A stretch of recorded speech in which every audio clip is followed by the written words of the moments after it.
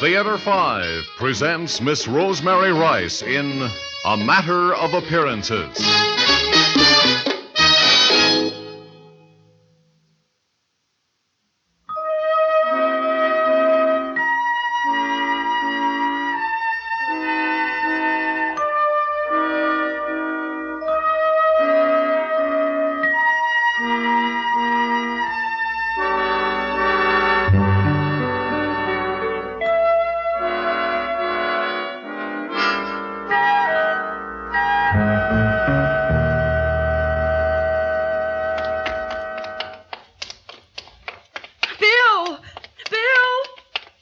Bill, wait for me. Judy, darling, what are you doing here in town at this hour? Oh, Bill, I was so scared. Oh, now, wait a minute. Hold on. You need to be held close. Oh, yes, Bill. Now, what's the matter? You said you'd be back by 9 o'clock, and when it got to be 12:30, and then it was so dark out there, and I was scared.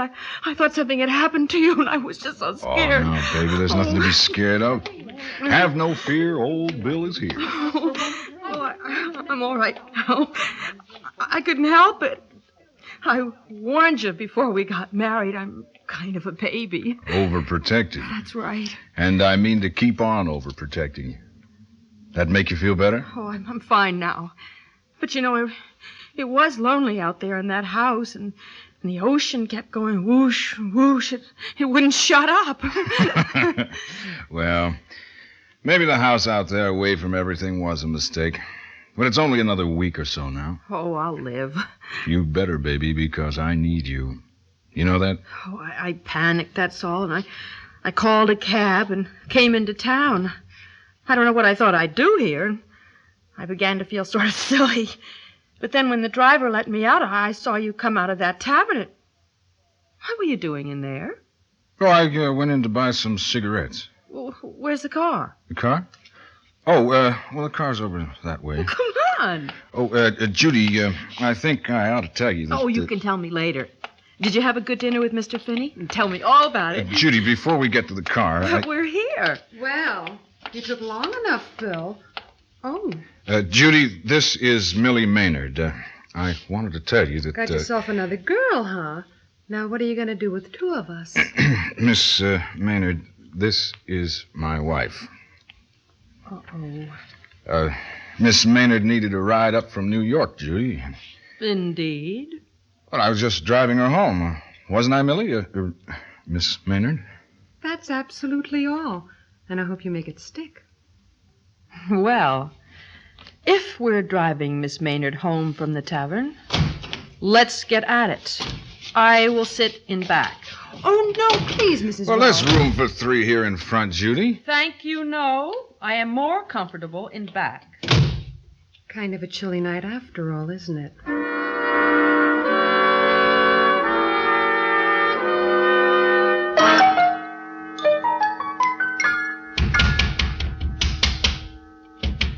Judy, now, don't be a child. Let me in there. I will let you in a minute. Oh, it's about time.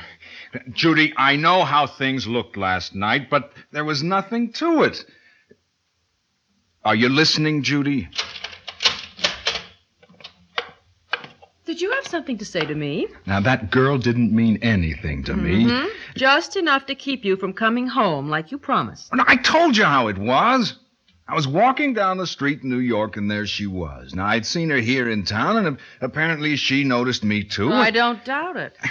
Oh, Judy, she needed a ride home, and that's all. Yes, and driving her here made you 3 hours late. And heaven knows how much later you would have been if I hadn't come along. Inconvenient for you, wasn't it? Oh, Judy, please. Now, I know appearances are against me, but... What else have I got to go on but appearances? Love. Oh, look, we're talking too much when there's nothing to say. I've packed your bags, Bill. What? I have packed your bags. You must be kidding. I want you to leave now. The car is yours, so anytime you want to... Judy. I mean it. You are a baby. If I am, you knew that when you married me. Now, listen, maybe someone else would shrug it off, but I'm not going to take this kind of thing. Other women. Now, Judy, it's just the way things look. It's not the way things are. Please go. Well, what are you going to do? You don't know a soul here. I am going back to California where I belong. Oh, no, Judy. Yes, Bill, it isn't what I wanted at all. I wanted what you told me I was going to have. When you got the new job and we had to come east, and you said, well, why not come early and stay in some nice, isolated house by the beach, all alone, just you and I until Labor Day. Well, we've had that. Yes, we've had it 5 days a week, and twice a week you've gone to New York. For dinner with Mr. Finney. Now, it's business. So you said. And so I believed. Oh, Judy. All right. If you hadn't liked being here alone before, how are you going to like it now? With no car, knowing nobody? Now, if you think I'm going to be gallant and leave the car, you're out of your mind. The car is yours. The furniture is mine. And I am moving it back to California. How? There is an ad in the paper. A California moving man is looking for a load to take back with him. I've called him, and he's coming here on Friday. And you? I have a reservation for the midnight plane from Kennedy Airport Friday night. This is the end of our marriage, you know, Judy. I'm well aware of it. And all because things look bad. I saw what I saw. I saw you 3 hours late and with another woman. Judy, please listen. I won't listen. Get out of here. I never want to see you again. Go, please, go. All right, you're a baby, and there's no arguing with you, no explaining. It doesn't make any sense, but I'll go.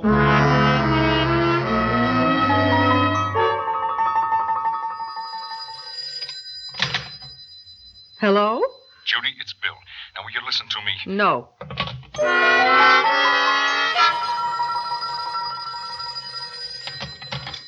Hello? Judy, now don't hang up. This is Bill, and I want you to know where I'm staying. It's of no interest to me. You may need me. Goodbye.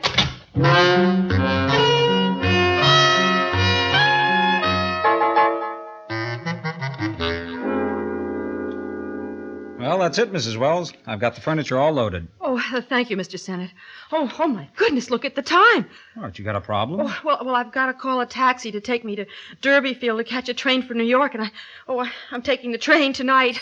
Oh, dear, the telephone. Hello? Judy, it's Bill. Even if I wanted to talk to you, I haven't got time. Now, look, Judy, you're coming to New York tonight to catch the plane. Now, when you get here, why don't you call me? No, we have absolutely nothing to say to each other. We ought to talk this over, Judy. Now, look, take my number. I don't want your number, and I don't have time now. I've got to call a cab this very minute. I'm sorry, Bill, but this is goodbye. Well, Mrs. Wells, I've been thinking. You know, I go right through Derbyfield, and if you haven't got much time, why, you could hop on the truck with me. Oh, that's a wonderful idea. Just wait till I change my clothes. Hey, wait a minute, Mrs. Wells. You know, my truck is kind of dirty. Those slacks and sweater make more sense in the truck than some nice dress. Oh, well, I could change in the ladies' room at the station, or in New York. Well, I'm ready to go. Well, let's go then.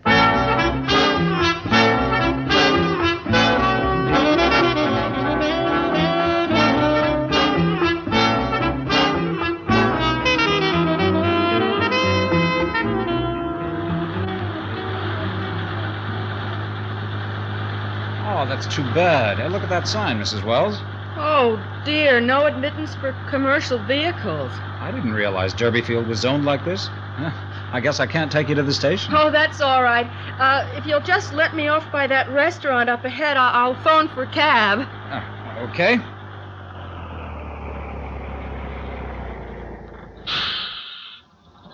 Fine. Now, let's see, where's my suitcase? Oh, Yeah, yes. here. Thanks very much, Mr. Sennett. It was a pleasure. Hey, can you get down all right? Oh, easy. Oh, there. Well, so long. So long. Oh, and thanks a lot. Have a good trip.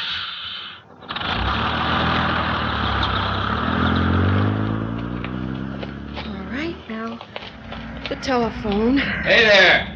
Just a minute, miss. What? Were you calling me? I was.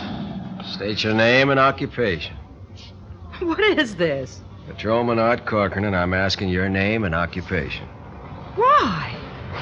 Well, for openers, it's against the law to hitchhike. Oh, I wasn't hitchhiking. Oh?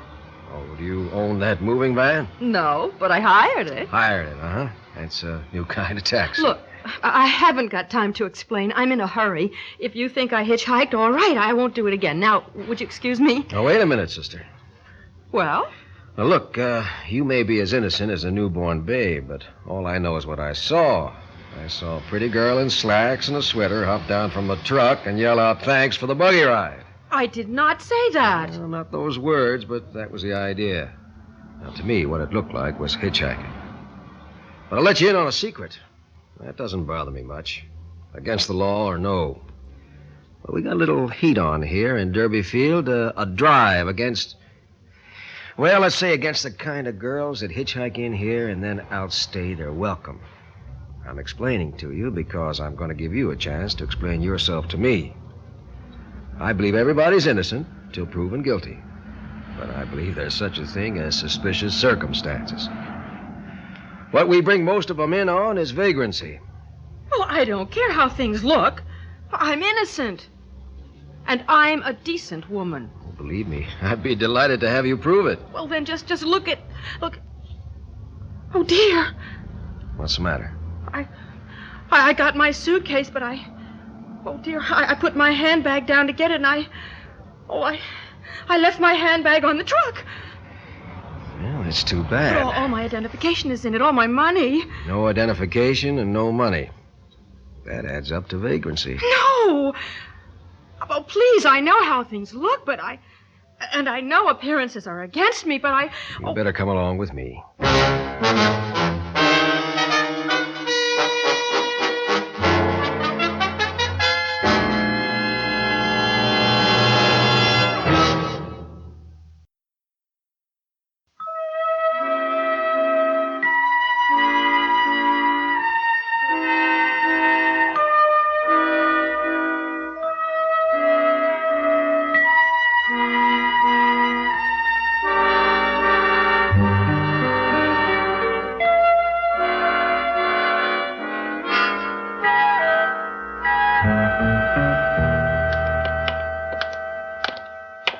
Right in here, sister. We'll talk with the desk sergeant. This is ridiculous, you know. Maybe, but you'll have a chance to. Sergeant, Hello, Art.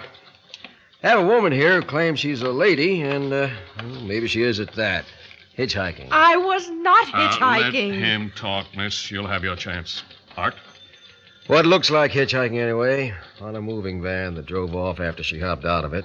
No visible means, no money, no identification. Vagrancy. All right, miss. It's your turn. I am Mrs. William Wells, and this is all a mistake. Well, Sergeant, it might be a mistake at that. Oh, sure. She's got an explanation? I certainly have. I am Mrs. William Wells, Judy Wells. My husband and I were staying at a house in Oldborough, just a summer house, and I closed it up today and took a ride with the moving van because I have to catch a train to New York from here. Now, I haven't got much time because the train leaves... Now, wait a minute. Why haven't you got identification? I left my handbag on the moving van. You could say that if you didn't own a handbag. Now, what woman doesn't own a handbag? Women who've been hitchhiking into this town don't own anything until they get started until after they get here. What do I have to do to convince you? I've told you I have to catch a train. Are you going to pay the fare? Well, I'm going to... Oh... Miss, you'd better sit down a minute, huh? Art, want me to handle this? Yes, I'll get back on duty. Check with me from your beat. If I think she ought to be booked, I'll let you know. Okay. So long, Sergeant. Sorry, sister.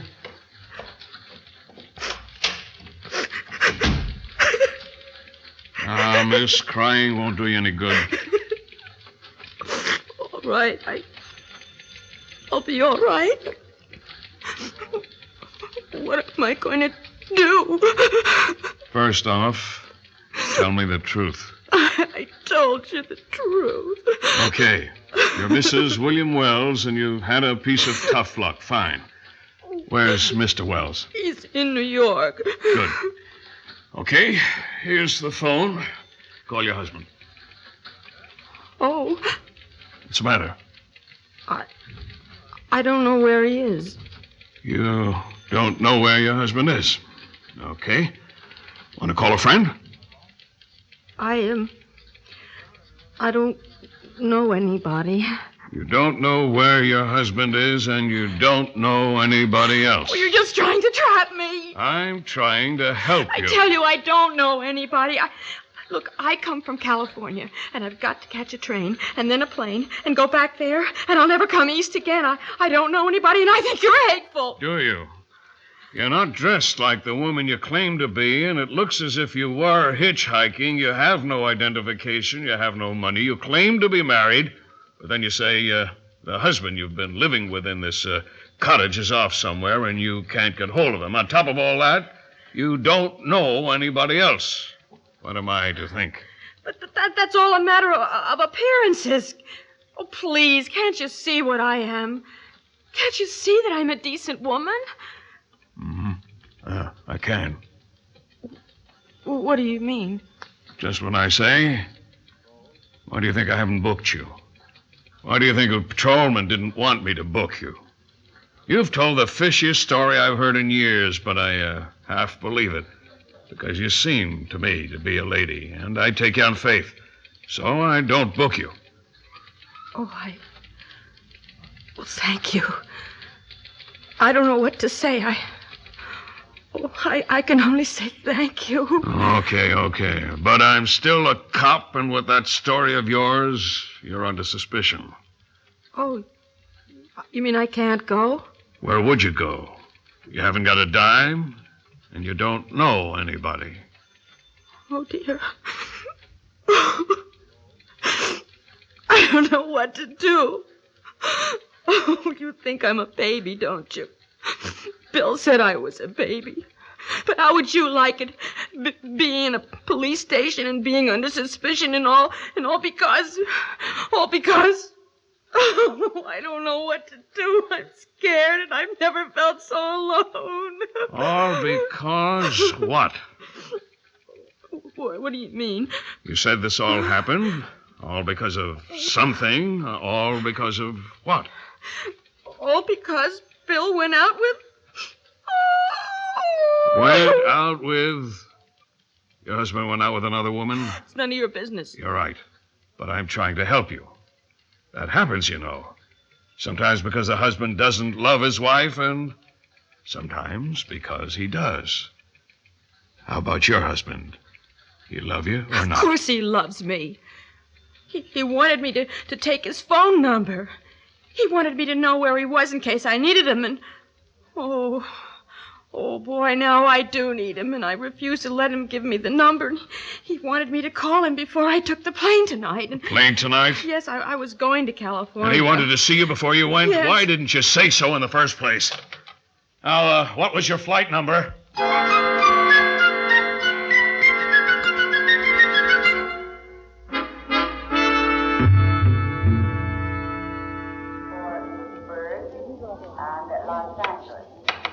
Excuse me. Yes? I was paged at the gate for flight 924. My name is Wells. Oh, Mr. Wells, yes. Phone for you. Here you are. Oh, thank you. Hello? Hello, Mr. Wells. Yes? This is Sergeant Daniels, Derbyfield, Connecticut Police Department. Lady here wants to speak to you. Oh, Bill. Judy! Bill. Oh, Bill, I love you. Please come for me. Oh, darling, I thought I'd never see you again. Judy, what's the matter? The sergeant was right, thank heavens. He said you might be waiting for me at the plane. Oh, please, Bill, please drive up here. Where? Derbyfield.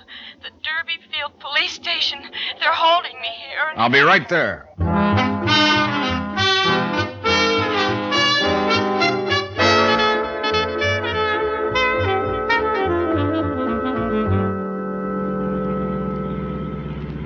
Oh, Bill, Judy, darling. I'll tell you what happened, Bill. I was... I don't want to know. Oh? Not now, anyway. I know you. There's nothing anybody could say about you.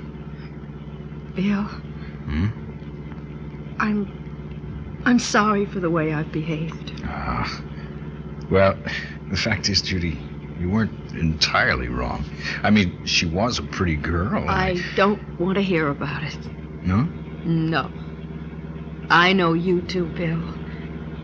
And I found out something. It's wise to take people on faith.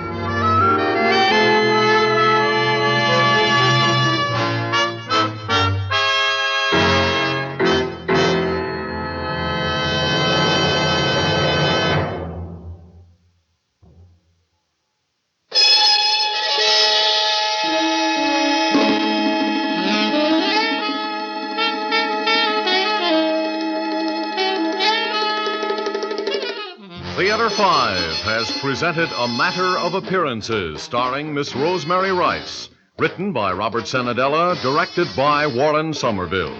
Featured in the cast, Stan Watt, Peter Rattray, Jim Stevens, Gilbert Mack, and Michael Lamb.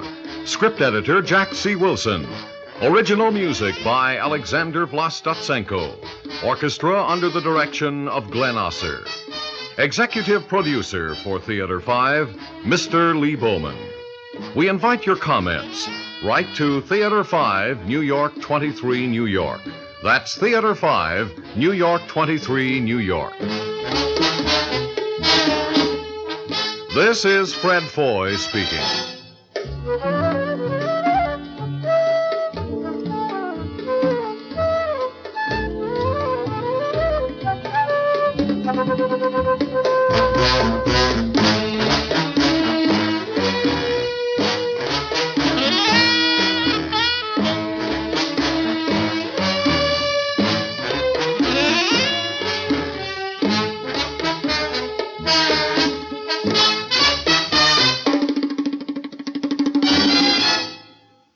This has been an ABC Radio Network production.